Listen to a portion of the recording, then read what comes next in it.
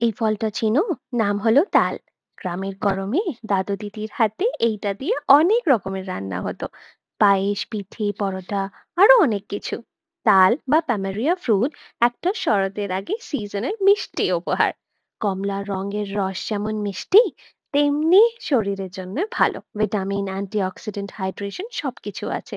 আজ বানিয়ে দেখি একটা নস্টালজিয়া রেসিপি, তালের পরোটা বাট হেলদি ভার্সন। তালের রস, আটা, ১ চিমটে নুন। সফট ডো করে নিও। রুটির মতো পাতলা করে বেলবে। চাইলে ত্রিকোণাকার শেপেও দিতে পারো।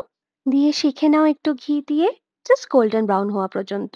রান্নাঘরে গন্ধ উঠলেই ছোটবেলার দুপুরটা চোখের সামনে এসে যাবে। এইটা শুধু একটা পরোটা নয়, এইটা একটা স্মৃতি।